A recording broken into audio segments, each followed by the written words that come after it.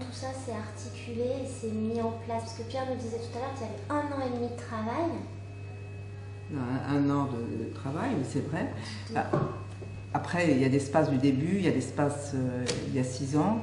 Il est évident qu'au début, personne, d'abord ne connaissant l'espace, n'avait envie, enfin ne savait, ne connaissait et n'avait envie de proposer des projets. Parce que moi-même, je ne connaissais pas non plus tous ces gens-là.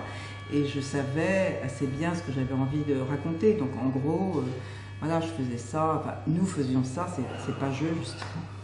Nous faisions ça au feeling, c'était les expositions des continents, des pays, ça c'était très fort, la ligne de départ.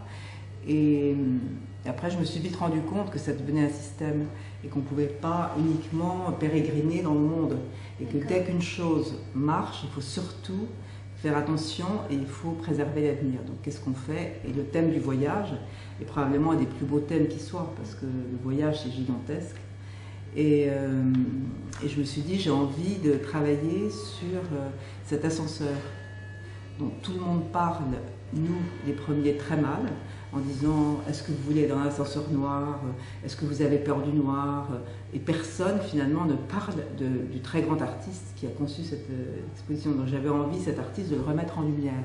Il n'a aucun besoin de moi par ailleurs, parce qu'il s'agit de Olafur Eliasson, qui est un artiste mondialement connu, il est danois, il est américain, mais j'avais envie qu'on repense à son œuvre, de l'ascenseur. Et ça fonctionne. Et pour ça, c'était la confusion des sens. Donc c'était le voyage intérieur. Forcément, le voyage de l'ascenseur, c'est pendant 13 secondes en fait. On est dans un autre espace, on a le temps de réfléchir, on a le temps de descendre un peu en soi-même, ou pas, enfin bon, mais on a un autre temps. Et du coup, ce thème du voyage intérieur, qui est aussi extrêmement banal, il n'y a rien finalement d'original, ça qui est navrant quand on se met à parler des choses.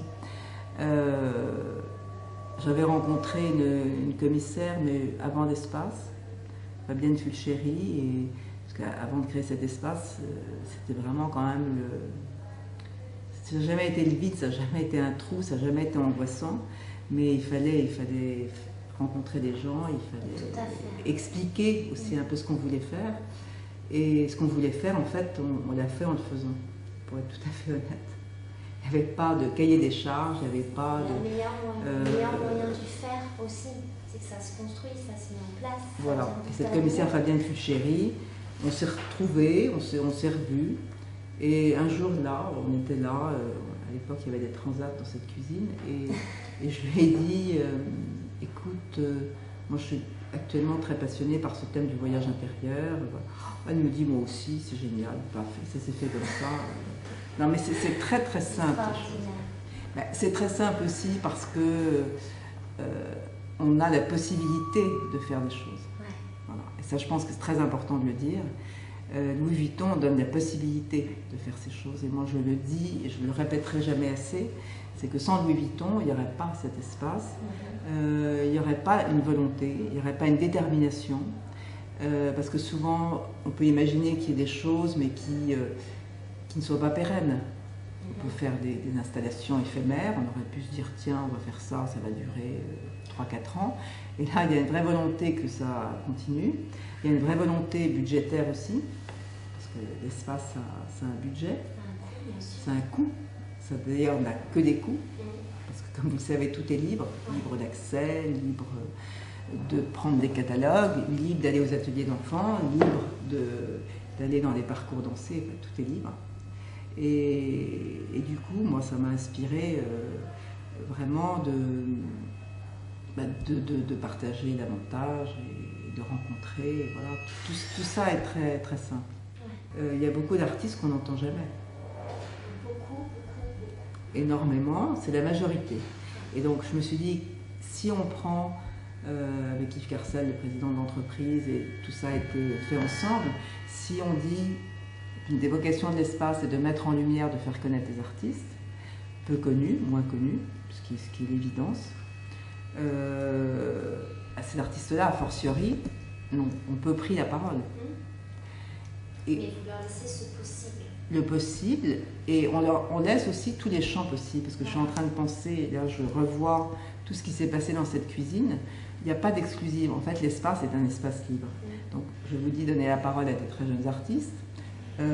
Est-ce qu'on peut dire qu'Anish Kapoor est un très jeune artiste? Est-ce qu'on peut dire que Pennon est un très jeune artiste, que Larry Clark, que Laurence Wiener? Non, ce sont des artistes immensément connus. Ils ont fait des conversations ici aussi, parce qu'en fait, tout est possible. Et cette cuisine dans laquelle on est a aussi une véritable détermination. C'est-à-dire, c'est pas une cuisine du tout du hasard.